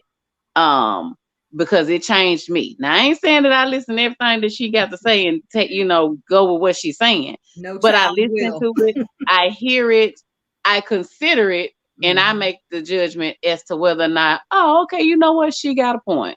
Or you know what, that's bullcrap. And I may not ever say to her, that's bullcrap, because it's still her opinion. But I'd be like, no, I try to, and I'm not persuading her thinking. But this is why that's not going to work, or why that shouldn't work. And so that's just, before we get past that, I want to encourage people to do that. That's good. That's good. All right. So we're talking about reasons why moms get jealous of their daughters, or might get jealous of their daughters. The first reason was because she's a narcissist. Yeah, I'm going to let you have this, Ashley. What second reason? See, I'm not in menopause. No, you're talking about, you're going to lead a discussion. You're going to lead a discussion. I know you may not be in menopause at 30, whatever, 35. Yeah, honey. Go ahead. But that's one of, okay, if you don't want to lead it, go, that's one of the reasons, right? It doesn't matter. But Faye, is that one of the reasons? It is, and that's really just the changing of the body. Yeah. Is the changing of the body, which we've touched on a little bit earlier, is, when you start to go through menopause, you have the mood swings, the sweats, your body, you're gaining weight, losing weight. You just don't have that figure that now maybe your 16, 21, 25-year-old has. And it's almost like a competition, because it is real, a mother-daughter competition in a mother's eyes when she is when she's jealous of her daughter. So Karen, you said you gave us your age. I ain't gonna say it, but you gave us your age.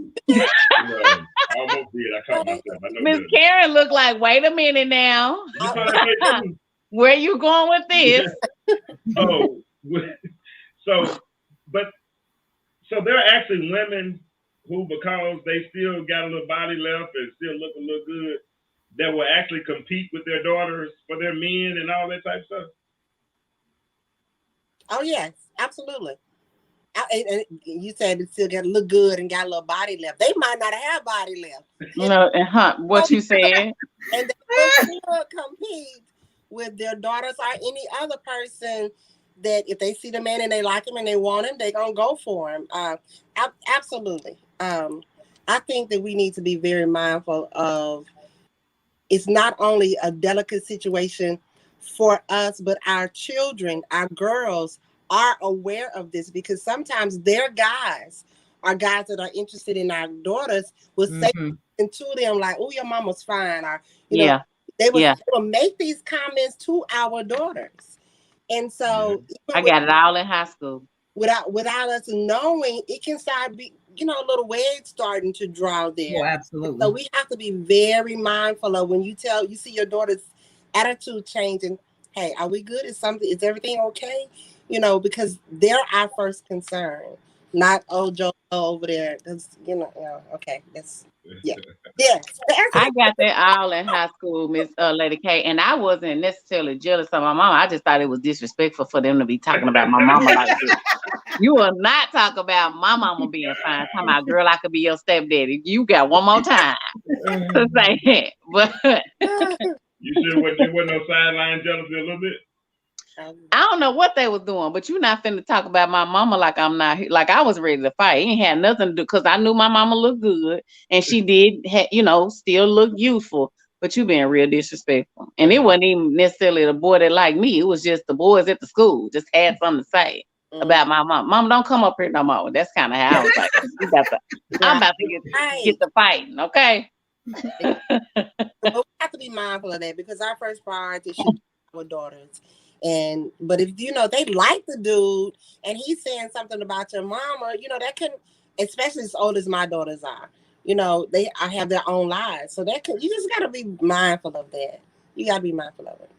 Let me read this paragraph from our notes. It said the daughter of a jealous menopausal mom should be patient and compassionate.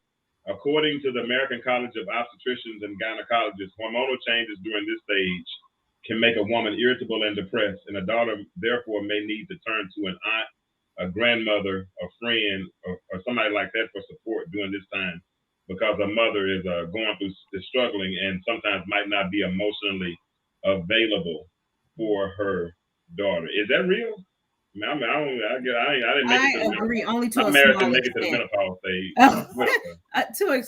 To a small extent. Because if that mother's going through menopause and she has the mood swings, that's on that mother to go and seek whatever counseling she needs. That's not on the child to pacify her because she's going through menopause. That's not on her. That's not on her daughter to make that right. Especially if she waited, when her child is still younger, and she waited to have children. Now your 10, 11-year-old got to deal with you over here acting a monkey. No, that's not cool. That's cool. I think sometimes we make a lot of excuses for different stuff that we should be able to try to control. Yeah. Yes. Totally agree with her. How long have women been going through menopause and still had other children? So why is it okay for us now, as Ashley just said, act a monkey, a whole monkey? Yeah. Because we're going through menopause? No, I'm not going there. Mm-hmm. Yeah, absolutely. I disagree with that article because I disagree with that part too. But I don't understand menopause like that either. I ain't gonna lie. Like I said, my marriage. You done been through a midlife crisis? I'm sure you have. Men have some form of a menopause, just like y'all have some form of the monthly. And I'm not saying men be acting, because I think somebody put up a post about this, and honey, it went crazy. Half a peace sign, but I'm glad but what I'm saying is men do go through times where they are a little bit more emotional during the months than normal. But what I'm saying is, men do, they have their time. Y'all ain't out here the next time it happens, I'm gonna point it out, okay? I'm not gonna do it. I'm trying not to do it. Y'all see I'm fighting this joke. Because you keep on talking about, I don't know nothing about menopause. I don't know nothing about you might not know the men. You see it say up here, men know pause. No, just kidding. Yeah, men don't have a pause. Men know pause. Right, you're right. Men know pause. Ladies in the chat. I want y'all to be y'all. No, hold on. Ladies in the chat, and y'all want y'all to be 100% transparent, because y'all have been transparent so far. If you have hit that stage, and I ain't gonna just say menopause, but even that time of the month, do you find yourself raising your children differently during that time? Like, do you not want to be bothered? Are you a little bit more irritable? Or are you a little less patient? Do you find yourself raising your parenting style changing because of what's going on in your body at this particular moment? I'm asking that question to the ladies in the chat, to Janice and Joy and Carmita and all of those young ladies that are in the chat. Do you find yourself raising your children? And actually, I'm gonna ask you that question. Do you find yourself a little less patient? I know you're not at the menopause stage, But I hope not. But do you find yourself raising them differently during that time of the month? I guess. I do, and sometimes I have to tell because my level of I'm more irritable, Okay. and so I do say to her, you know, Asia, you know, right now just let me have a moment. As well as we have some daughters that have gone through or are going through the same thing, and Absolutely. so they have times where they don't want to be bothered, and we have to understand that too. Same way we don't want to be bothered, they don't want to be bothered. And sometimes you have to accept that as well. Now, when I was growing up, I probably couldn't tell my mama, I don't want to be bothered. But the fact of the matter is, sometimes she bothered me. And so I may ask my baby, am I getting on your nerves? And she might say, just a little. But she still is able to express herself enough to say, without being disrespectful, Yeah. Mama, I don't want to be bothered. So yes, I do parent a little different. I don't want to be bothered. I don't probably want to cook. I might buy you some fast food, and I may come home, shower, and I may go to bed. And you know, we have those moments. It don't make us, no bad people. No, not at all. And that and I think, and we said something before you actually got on. And Faith said it. Faith said that if I'm parenting my child and I do something that's offensive to them, because sometimes while you're in that psychological state, you might do something offensive. But Faith said if she does something, she's quick to apologize. And I told her that that's something that's probably a lost art, especially in a lot of our homes, is apologizing to our children, because sometimes we view our children as chattel instead of children, you know what I'm saying, or property or whatever, And so if you found yourself actually doing something like that, or you got like a little snappy or something with your child, would you apologize? Yeah, I do go back and tell her, I apologize for, how I was X, Y, and Z. And I was gonna say you have to apologize without blame. You can't say, well, I apologize, but you such and such, so and so, such and such. Right. So That's not an apology. It's not. So I try making an excuse. Yes, yeah, I try to, and I'm not perfect, but I try to make a conscious decision to say for it to be my apology. I apologize for doing X, Y, and Z. Now we may have a visit down the line to say, the other day when I asked you to do X, Y, and Z, this is what happened. I may talk about, but I don't want to give a I'm sorry, but that but always somewhere up in there.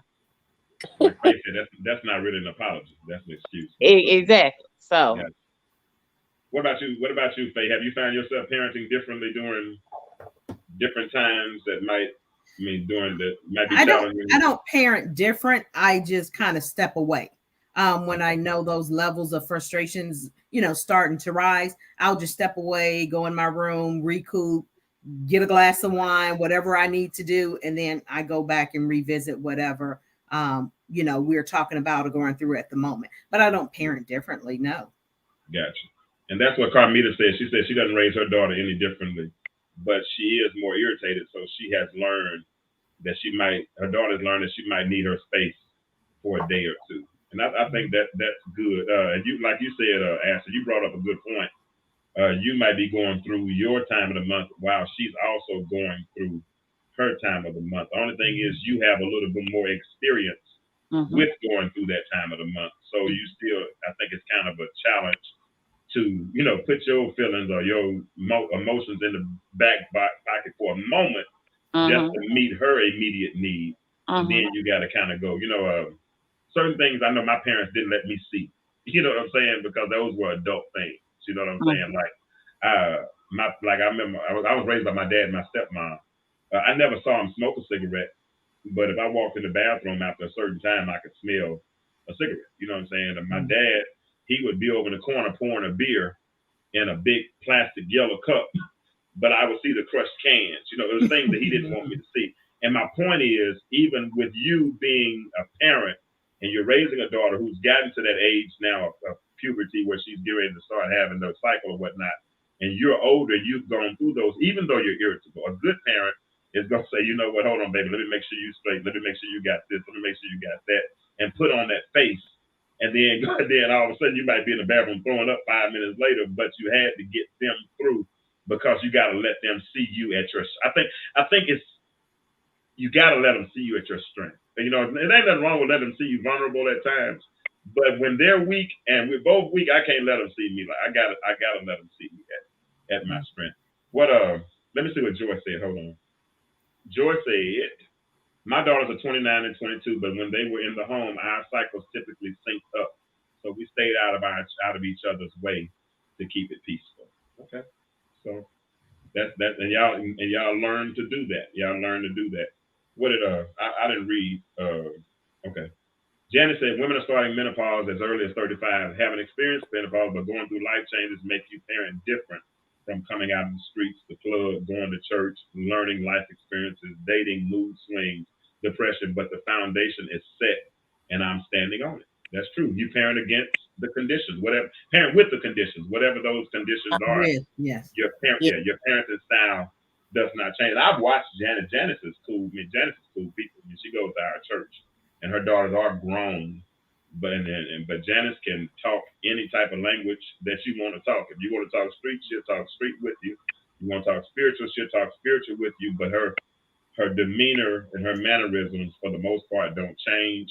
And she's all about imparting and depositing in children's lives. She does that on a major, major scale at Jackson Memorial Baptist Church. So with that being said, she's in menopause might be one of the reasons, because she's going through a certain change physiologically, while her daughter is also going through a change, but her daughter look a whole lot better than she might look right now, and she's having to remember what was or who she was as opposed to who she is now. And so those can definitely cause some issues. She can have a whole different build. She can be built like, SpongeBob SquarePants, and my daughter could be built like her daddy folks. And so she got all of the, the right things. And so now she got all the right things. I'm like, put you some big sweatpants on. Don't you put on them jeans. Now you gotta, and that's another thing. Insecurity. Let these kids be kids. And what I mean by that is, no, I ain't saying you gotta let your kid be out here with looking like hoochie mamas, but let them be children. If I know my daughter, she likes shorter shorts than I was able to wear when I was growing up, but I'm still allowing her to. Now they ain't up in her booty, but if she wants to wear her shorts not down to her knee and maybe a little bit up, I'm allowing her to be a kid. We don't got to dress these kids like they Mother Teresa. Now that's just my opinion. People might not, but I feel like a lot of people feel like clothes make a child. That's not how that, it's almost like if we these kids, if you let them wear this stuff, they gonna be out here doing it. No, that's not what. A clothes don't make you do nothing. Let the kids be kids. You was able to be a kid, so let them be something. Now again, that's my opinion for me and my house. Would either one of you ladies like to respond to that? What she just said? I will. I definitely agree with that. Like I said, both my oldest and my youngest are both girls, and how I parented the older one is the younger one is so different than I parented the older one. Because y'all got weak at the end, Lady K. No. Autopilot. All night we gotta regroup. My baby girl, and I put this out here. She sings in the club, okay? And she sings on the praise team. So I'm gonna have a problem with that, but she does. My older daughter, she couldn't even wear pants to church on first Sunday. Other Sundays, yes, but on. So I'm just saying, there's a big in between there. There has been a lot of growing and flexibility and things, but sometimes my baby girl, she's getting up in the morning going to sing in church, and I'm still in the bed. So I'm just saying, you gotta bend, but you gotta keep the door open where you can your children always know they can come to you and you can talk to them, and all that. So I definitely agree with you. I do. I agree with you on that. Lady K, when y'all got to these young, because I'm the oldest of 3, And I feel like, baby, I got everything. Okay, everything. My sister, now she ain't wild, but she's a lot more vocal with my mother than I'm 35. I think the closest I got to talking back to my mom was in a text message, and I promise I was scared that she was coming to my door. I'm talking, I got husband, house, and kid, but was scared that she was coming to my darn house to give me a whooping. Do you hear me? My sister, who is about 8 years under me, do her own thing. Yeah. Now Now, now I will say this. You know, I'm real. Would still say I'm real strict. She doesn't talk back, and I don't get a whole bunch of whatever, you know, she thinks I feels from her. But there's a way she can say pretty much anything to me.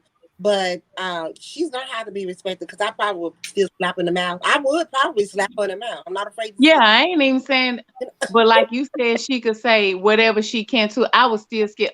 Yeah, y'all got weak as y'all got down with these young kids, and I'm standing firm on that. You would never know. You would never know, will you? Style, because it's just different. It's not weak. Ashley. Yes, it is. We got weak. It's weak, Lady K. Weak. We got weak. Look, by the time we got to that baby, I was so tired. I ain't want to. Whatever, I'd be like, just go on ahead. Just go on now. See, he started negotiating and want to try to negotiate and try to debate. I'm like, what? Just go, whatever. Yeah. Just got weak. And then I got a brother, and we call him the golden child. He could do no wrong. Okay. So it's one boy. Just boys. That's just boys in general. Look at that. See, look at that. If it don't kill you, it makes you strong. Because I say the same thing about my brother and my daughters. I only have one son, 3 daughters. They say the same thing about my son. Like, he baby, the golden child.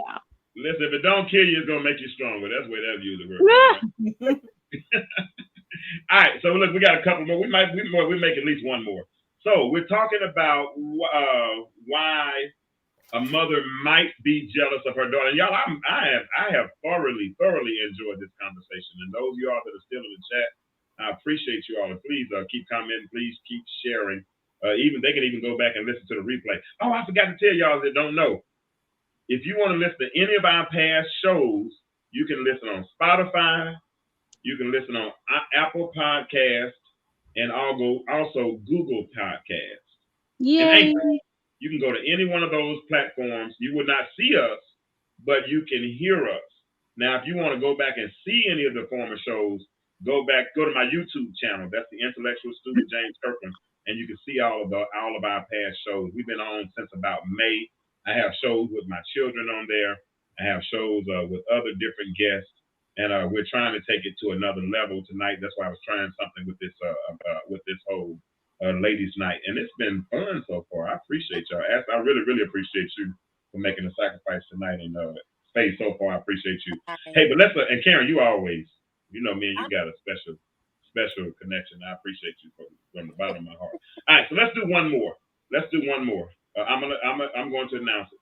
She regrets her unfulfilled dreams.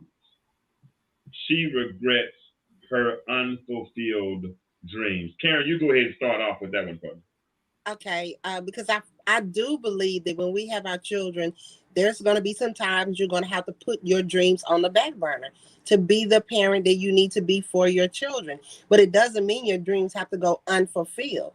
You pick life up, and right where you dropped it off, you pick it up and you move forward. The sacrifice will come in later on down the road when that child is whatever the child is going to be, and you can sleep at night. And when I say sleep at night, I mean you're not worrying, oh, if I would have done this, if I had been there more, if I'd have done whatever, then both of you do well. Both of you sleep at night. Both of you are achieving in life. But what I have seen, my experience is when parents drop the baby off wherever to move forward with their life, later on down the line, the guilt comes in, which is what you're talking about now. And that's not good. It's really not good at all. So yeah, in a sense, I can agree with that. She might regret her unfulfilled dreams, but she shouldn't regret it. You should put some dreams on the back burner. If you had a child young, You're gonna have to put some dreams on the back burner, but it doesn't mean you leave them there. You pick them up and you move forward. Because a dream delayed is not a dream denied. Right. Good. Yes. I need to put that on. I need to put that on the ticker. Hold on a second. Talk about that a little bit more, Faith, if you will, please. Like I said, I had my daughter when I was in college, and I had to, drop out of college to take care of, my family. And eventually I ended up going, back to school and accomplishing the dreams that I had early on. It was just at a later date. And a lot of parents are afraid, once they get to a certain age, they're afraid to go back and revisit those dreams that they may have had, or tweak them, because it may not be the same dream as we mature. It may be something totally different, but they feel like that they can't go back and revisit. And so now, again, it's playing the victim. I need someone to blame for me not fulfilling my dreams. And that's the crazy thing, because they are your dreams. They're no one else's dreams. So if you want to, your goals, your aspirations, you have all the time to go back and revisit it. But I do believe when you have children, you have to put their dreams, their wants, their needs before yours. And then you can go back. Not that you are putting them, laying them to rest, but you have to think about that child now first. That's what you just said is so critical, because so many parents, I believe so many of us really need to have, I believe a lot of us need our parenting cards just really revoked, because we don't do anything to give our children a chance in life. You know what I'm saying? You don't give them any extracurricular activities. You don't give them, you don't do anything to enhance what's other than just a government. I know your children go to private school or charter school, but a lot of children go to just regular government school. And, I remember when I was real big into, I still am into social justice, but they used to talk about the pipeline from pre-K to prison. You know what I'm saying? A lot of the government, unless you are in the upper echelon of classes in school, they're not really training you how to think. They're not really training you to make good decisions. They're not even really training you to get to own a business. All they really do is training you to get a job, you know what I'm saying, and stay in this little cycle for so long, you know what I'm saying, never really overachieve. So in order for our children to overachieve, we have to introduce them to different things. Like, for instance, my children chose sports. My son chose baseball. We might have chosen it for him. No, I introduced him to it. His second year of playing football, he said, "Dad, I don't want to play football. I want to play baseball to get ready for kid pitch." He chose baseball. My daughter, even though I didn't think she was that good at the time, she chose softball, and she figured it out and got really good at softball, right? And both of them, my son, baseball paid his way through college. That did it. So my daughter, she in her senior year, she said, "I don't want to play travel ball no more. My grades are good, so I'll just take my grades to go to college." Well, she got the Zell Miller scholarship. So what the Zell Miller does in Georgia phase. So it pays for almost everything. So she got that. So, but what I'm saying is we introduce them to things, and even if they didn't carry with them the rest of their lives, they carry principles from those things. And those principles apply in other areas of their lives. Your children, you introduce them to track. You introduce them to baseball. You introduce them to, if she says she wanted to be go to culinary school, you let her go to culinary school.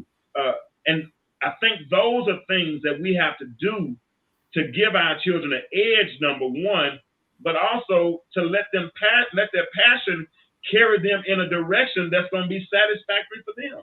Do y'all agree with that? Yes. Yes. I know I said a lot. That was a whole lot right there. But that whole passion piece, because I think once we really develop what our why is and we develop what our passion is, then we can make our passion pay us. It's easy, you know what I'm saying? Otherwise, you're going to have a job and then you'll be regretting that job for the rest of your, going there and doing it for the rest of your life. I would much rather do something that I'm passionate about. I don't want to go to work and then feel like I'm at work. You know what I'm saying? Or I'm going to start. That's why I haven't worked a job probably about 4 years. But he keeps on doing great things. He keeps taking care of me, I promise you, because the bills get paid every month.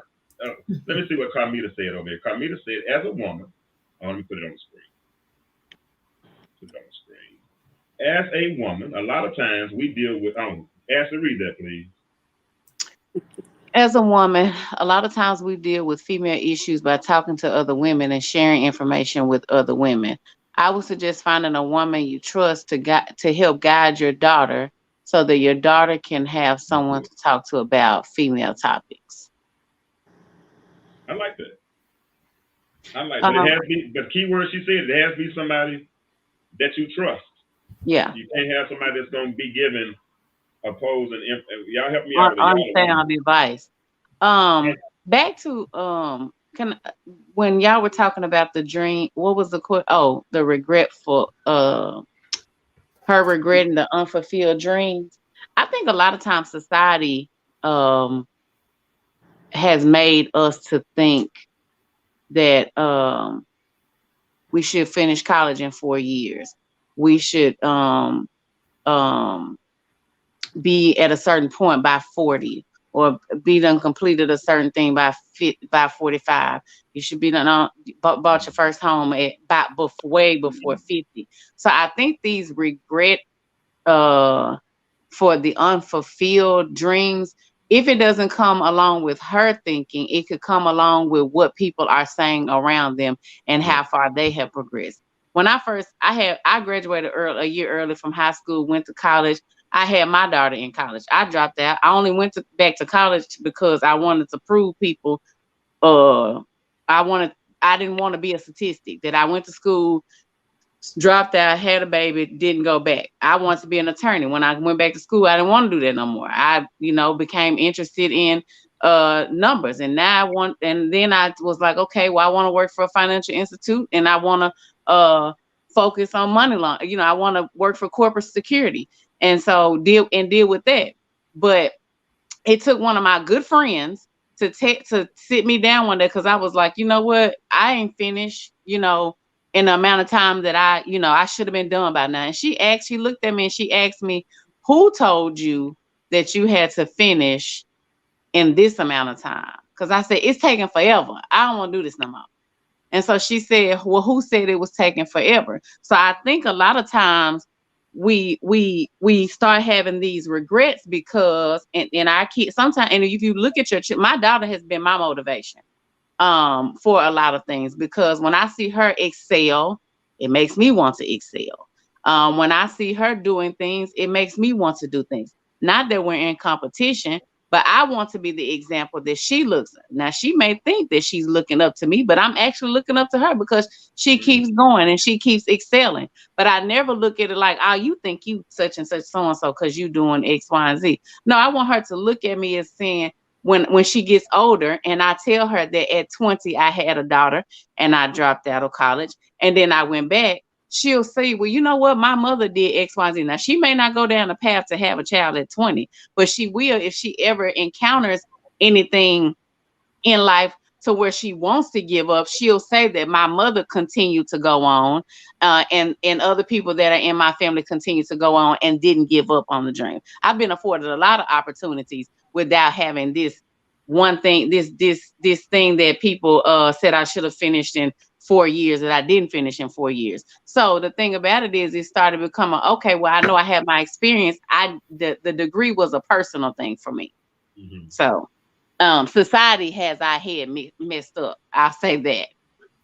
That's good. That's a good practice. But then we have to step away from what the societal quote unquote norms are, and figure out what race do you want to run.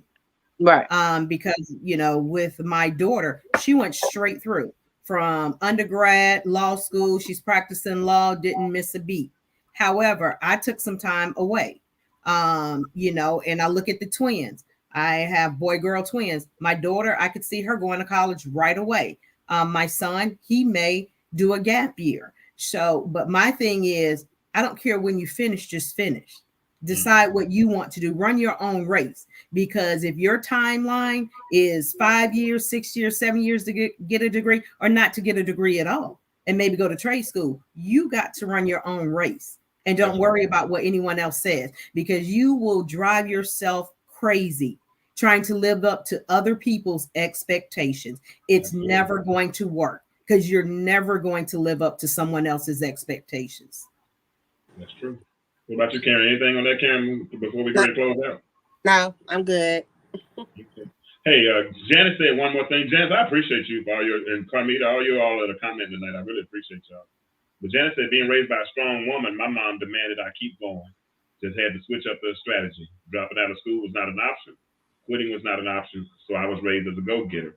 And I believe that you have also projected that mentality on your children, the children that I have seen. Hey, Josh is on the room. Josh is on the line. And Josh said he's raising a 12-year-old daughter.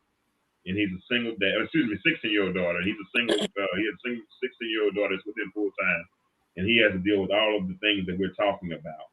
And any advice that we can give would help. So my admonishment to you, Josh, is to let your questions be known, and I will get those questions to the right people, and we'll be happy to try to help you with some of those things. Now, like, I'm not certified. I don't have nothing to do with counseling. Ashley said she just told you what she did for a living. Karen is a uncertified therapist because she does hair, so of course she does do therapy all day long. She's the best counselor. Exactly. And she's the best therapist. She's a hairstylist. She's a mom 5 times over. Plus, she's also a hairstylist. So I'm sure she can give a counseling. I have years of counseling from in my past life as the first lady. Yeah. Yeah, and then she's the first lady too. Oh Lord, I forgot also. Yeah, and she's her age too. I ain't gonna say what it is, but she's her age. Will you get off her age? No, she said it last week. She said it last 2 weeks. I'm just not gonna say. I'm gonna let her say it though. So Josh said I had a good relationship with a good woman that was pouring into her and guiding her and helping her with female subjects from 12 to 15. Then that relationship ended, and she noticed a difference in his daughter last year. And it's somewhat of a disconnect. Okay, cool. So Josh, get us some of those questions and we'll try to provide answers when and where we can. Y'all, this has really been a good conversation. I got one more point. I'm gonna hold it till next week, and then hopefully I have some more things to talk about. We'll see what panelists we have on next week. Hopefully we'll have the same one, but we'll see. I'm not gonna obligate, and I can't obligate nobody else's time. But I seriously might play with the time a little bit and try something maybe 30 minutes earlier. Mr. James. Ooh. Sorry. Oh, we miss you, Jimmy. Listen, Josh, why did the relationship have to end when the relationship ended with you all? And we don't know. He probably can't answer that here, but we'll find that maybe he doesn't have to answer here. He can send it to you, but in reference. You're talking about the relationship that the woman had with his daughter. Yes. Okay. Yeah. He's pretty transparent, so he might say, but if not, we'll figure that part out. But either way, we want to make sure that if we can answer some of those questions, we'll get it. He said the woman just walked away. Wow.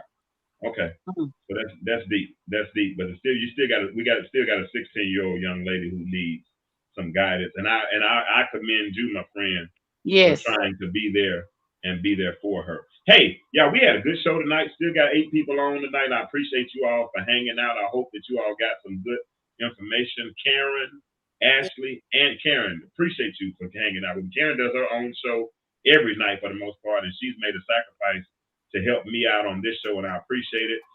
Ashley, I know you're going through a lot with your personal friends and your coworkers and everything. We're definitely gonna keep you in our prayers. Be strong through this whole situation. Faye, I hope we gave you some material for your case studies and things that you're doing. You didn't have to give me any. I have plenty. Plenty. But we appreciate you for your time tonight and for supplying these articles and allowing us to go through those. And I hope that we can continue to dive into these issues and issues like these and continue to spark what I call everyday conversation. Now, like I said, I'll let y'all know what the next show time will be. And hopefully we can revisit this or some variation of it in the very, very near future. So we've had fun. I've enjoyed it. And I look forward to talking to you all again. All right. Y'all have a good night. Remember, as I always tell y'all, the world is changing. Why do you remain the same? Y'all have a good night. Bye. Bye.